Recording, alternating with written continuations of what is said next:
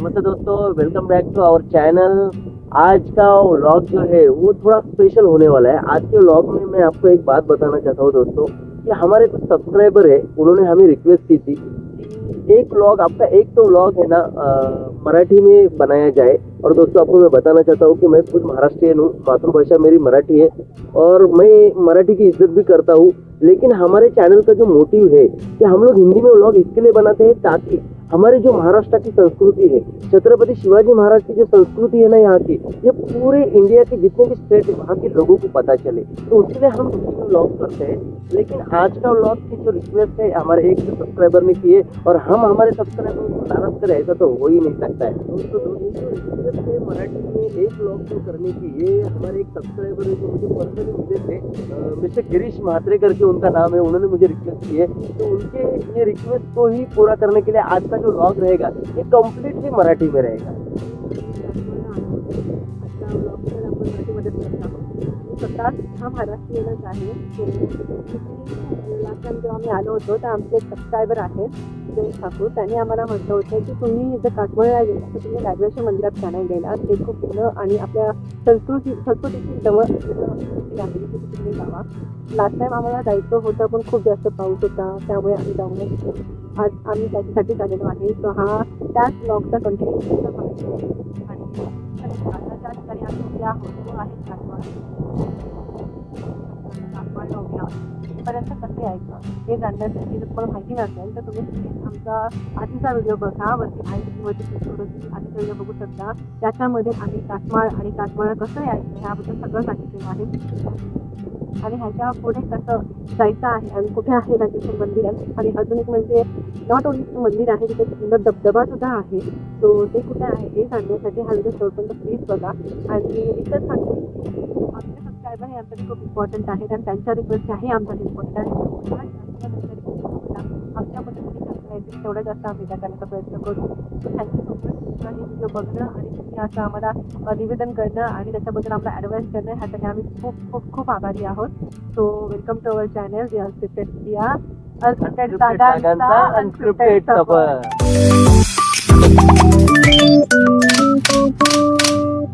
तर हे जे मैदान समोर दिसतंय ना, लास्ट टाइम आम्ही इथे थांबलो होतो आणि आज इथूनच आपली पुढची जर्नी सुरू होणार आहे। इथून हा जो रोड पुढे जातोय ना, तिथूनच आपल्याला पुढे सरळ जायचंय आणि हे तेच गाव आहे जे आपण गेल्या व्हिडिओ मध्ये लांबून दाखवलं होतं, पण आज पहिल्यांदाच आपण या गावाच्या बाजूने जाणार आहोत। आणि हो, आज आपल्याला ह्या गावाचं नाव सुद्धा कळालं। ह्या गावाचं नाव आहे बांधणी। तर बांधणी गावाच्या इथून हा जो रोड वरच्या दिशेने जातोय ना, ह्याच रोडने आपल्याला पुढे सरळ जायचंय। आणि रस्त्यात तुम्हाला हा सुंदर डॅम सुद्धा दिसतोय। आज वेदर इतकं क्लिअर आहे की हा हेटवणे धरण अगदी मस्तपैकी दिसत आहे आपल्याला।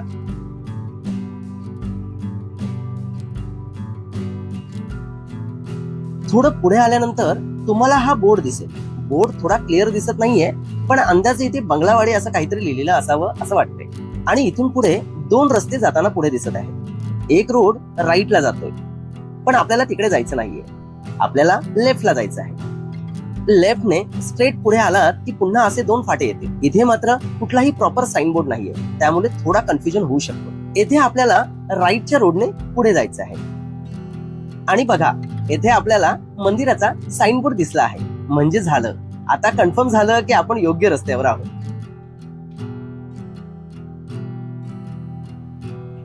थोडं पुढे गेल्यावर पुन्हा तुम्हाला मंदिराचा एक साइन बोर्ड दिसेल आणि इथून आपल्याला लेफ्टला जायचं आहे।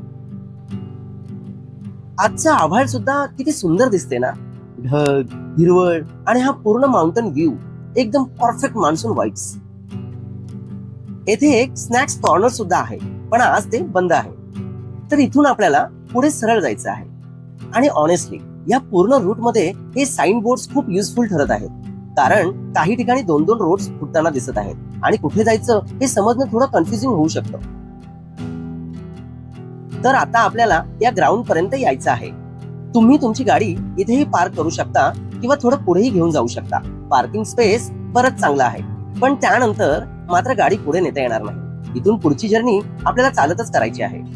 पण एका गोष्टीचं मात्र थोडं वाईट वाटलं, इतकं सुंदर नेचर आजूबाजूला असताना इथे पुन्हा भरपूर प्लास्टिक बॉटल्स आणि कचरा दिसला.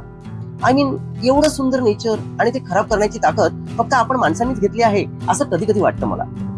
आम्ही आमच्या प्रत्येक व्हिडिओ मध्ये हा मेसेज देतो आणि आजही सांगणार आहोत, प्लीज कुठेही कचरा करू नका. तुम्ही जिथे फिरायला जाता तिथलं नेचर जसं आहे तसंच सुंदर ठेवून परत या.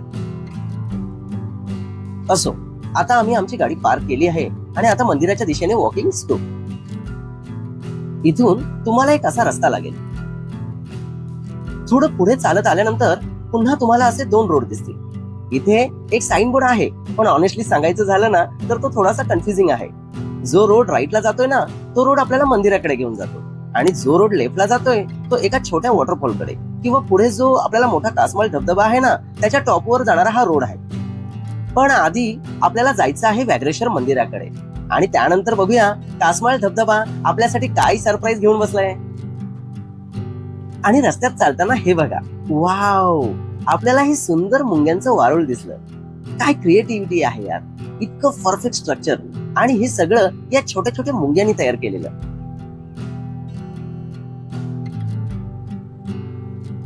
आणि त्याच रस्त्यात ही सुंदर फुले. वाव, नेचर किती सुंदर सुंदर गोष्टी आपल्या आजूबाजूला तयार करत असताना फक्त आपण थोडं थांबून ते पाहायला हवं.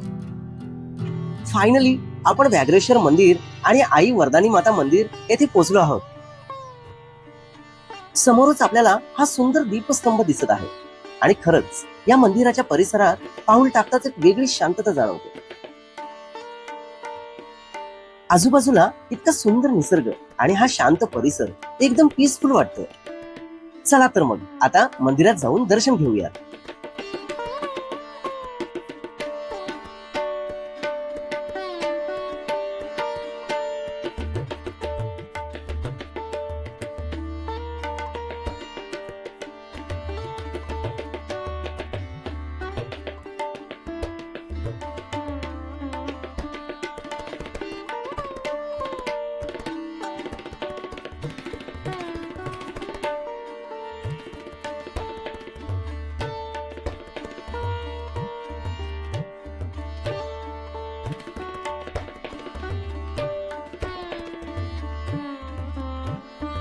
हे मंदिर खूप प्राचीन असल्याचं इथली शिल्पकला बघूनच जाणवतं. मंदिराची रचना, दगडी काम, हे सगळं बघितलं की प्रश्न पडतो की हे मंदिर नक्की किती जुनं असेल.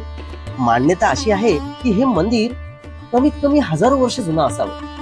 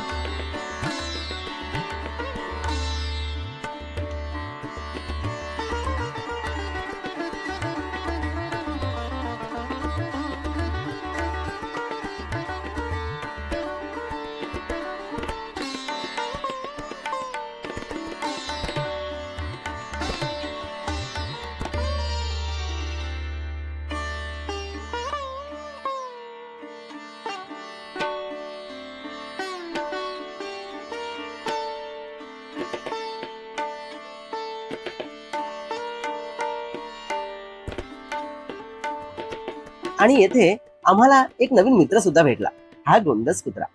आणि खरंच सांगतो, मोठ्या प्राण्यांना तुम्ही जितका जीव लावाल ना त्याच्या दुप्पट प्रेम ते तुम्हाला देतात. मंदिराच्या लेफ्ट साइडला अशी एक खिडकी आहे जिथून आपण थेट गाभाऱ्याचं दर्शन घेऊ शकतो. तर आमचं दर्शन झालं आणि त्यानंतर आम्ही इथल्या पुजारी जे आहेत त्यांच्याशी बोललो. त्यांनी आम्हाला या व्याघ्रेश्वर मंदिर आणि आई वरदानी माता मंदिराची खूप इंटरेस्टिंग हिस्ट्री सांगितली. नमस्कार. बरं, आता तुम्ही सांगितल्याप्रमाणे तुम्ही ह्या मंदिराचे पुजारी हो आहात, बरोबर पुजारी आहे? आहे. सो आता तुमचं तर पूर्ण आयुष्यच मंदिरात सेवा हो, करताना गेलेलं आहे. माझा तर औषध मंदिराबद्दल काही माहिती असेल ती सांगू शकता का? 65 वर्षे मला झालेली आहेत इथं. हा हा. का इथं सेवा करताना ओके. आमचे वडील अगोदर होते ते गेलेच, ते ओके. तर आपण नाही धरले, पण मी करतोय 65 वर्षे. हो. हे मंदिर शिवकाली आहे. ओके. हे साक्षात शिवाजींच्या ह्यामध्ये ते स्वयंभू वर आलेले आहेत. प्रकट झालेलं आहे. म्हणजे प्रगट झालेले छत्रपती आहेत. शिवाजी महाराज इथे येऊन गेलेले आहेत. येऊन गेलेले आहेत. तेव्हा त्यांना ते प्रगट झाले आणि तेव्हा ते खोदकाम करून इथं मंदिर ओपन केलेलं आहे. ओके, म्हणजे जीर्णोद्धार छत्रपती हो. शिवाजी महाराजांनी या मंदिराचं केलेलं आहे. हो. खूप छान, खूप छान. बाकी आणि काका आणखी एक गोष्ट, ह्या मंदिराला व्याघ्रेश्वर हे नाव पडले. नाव ते पहिले वाघ यायचे इथं. ओके. हो, वाघ इथं आल्याशिवाय बाहेर जाणार. आले तर दारात तिथं दर्शन घेतील, ओके. तिथनं पुढं हो, सेकंड टायमाला आतून त्या खिडकीतून दर्शन घेणार. आतमध्ये ओके, यायचे. म्हणजे शिवच्या पिंडीची दर्शन घेऊन ते निघून जायचे. हा, नंतर मग म्हणजे इथे त्यांचा जास्तीत जास्त वाघ दर्शनाला वाघ, यायचे, वाघ. म्हणून ह्याचं नाव व्याघ्रेश्वर वाघेश्वर पडलं. पडलं. बरं. हा, ही वरदानी देवी. ओके, ह्या वरदानी माता आहेत. हा, वरदानी माता. ओके. म्हणजे ती आपल्याला नवसाला पावते, सगळं काय होते. आपला काम धंदा नसेल तर काम धंदा लावून देते, बरं पण आपण तिच्यावर विश्वास ठेवल्यानंतर बरोबर बरोबर. असं आहे. धन्यवाद काका, रामकृष्ण धन्यवाद. हरी. पुजारी बाबांशी बोलून खरंच खूप छान वाटलं. आता मात्र आम्ही निघालो मिनी धबधबा आणि आपल्या मुख्य कासमाल वॉटरफॉलच्या टॉपवर. मंदिराच्या इथून जी ही छोटीशी पायवाट तुम्हाला दिसते ना, ती तुम्हाला मिनी धबधबा किंवा कासमाल वॉटरफॉलच्या टॉपवर घेऊन जाते. आणि जर तुम्ही मंदिराच्या लेफ्ट साइडला म्हणजेच मंदिराच्या मागच्या बाजूला गेलात तर तुम्हाला तिथे एक छोटीशी पायवाट जाताना दिसेल. ती तुम्हाला कासमाल वॉटरफॉलच्या खालच्या बाजूला घेऊन जाते. तुम्ही इथून सुद्धा जाऊ शकता, किंवा सुरुवातीला आपण जो रूट एक्सप्लेन केला होता ना, जिथे एक रूट मंदिराकडे आणि दुसरा रूट मिनी धबधबाकडे जातो, त्या रूटने सुद्धा तुम्ही इथे येऊ शकता.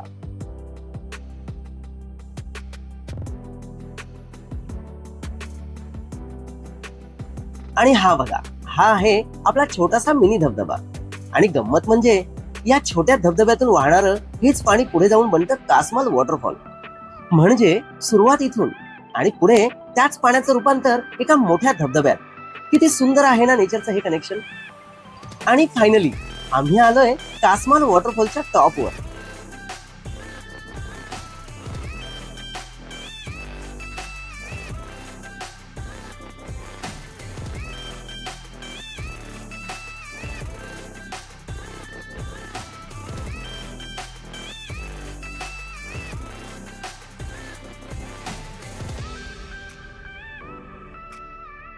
Just look at this view.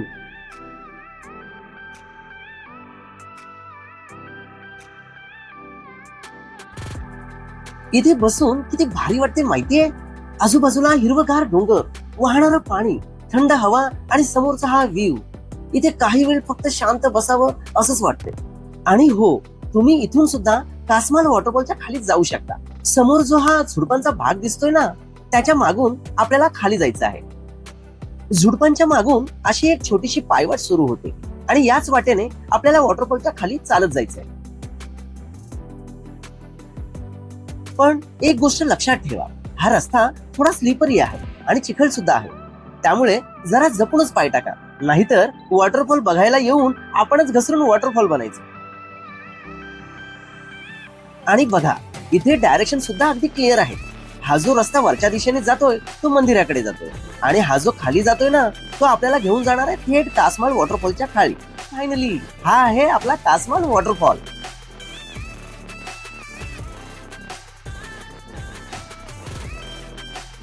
आणि महत्वाची गोष्ट, वीकडे असून सुद्धा इथे किती सारे लोक जमलेले आहेत. आणि खरं सांगायचं तर इथला ऍटमॉस्फिअर आणि आजूबाजूला असलेली लोकांची गर्दी बघता सेफ्टीच्या दृष्टीने हे ठिकाण अगदी सेफ आहे. म्हणून तुम्ही फॅमिली आणि फ्रेंड्स सोबत इथे नक्कीच येऊ शकता. पण एक गोष्ट मात्र आवर्जून सांगू इच्छितो, कोणत्याही पाण्याच्या ठिकाणी गेलात ना तर प्लीज काळजी घ्या. कारण पाण्याजवळचा दगड कधीही स्लिपरी असू शकतो, पाय घसरू शकतो, आणि पावसाळ्यात पाण्याचा फ्लो किंवा वॉटर लेवल अचानक वाढू शकते. त्यामुळे एन्जॉयमेंटच्या नादात सेफ्टीकडे अजिबात दुर्लक्ष करू नका. फिरायला या, मनसोक्त एन्जॉय करा, पण सावध राहून. कारण शेवटी ट्रिप कितीही मजेशीर असली तरी आपली सेफ्टी सगळ्यात इम्पॉर्टंट आहे. असो, आता एवढं सांगून झालं तर आम्ही मात्र चाललोय आत भिजायला, कारण वॉटरफॉल समोर फक्त बघायचं आणि परत यायचं असं थोडीच होणार आहे.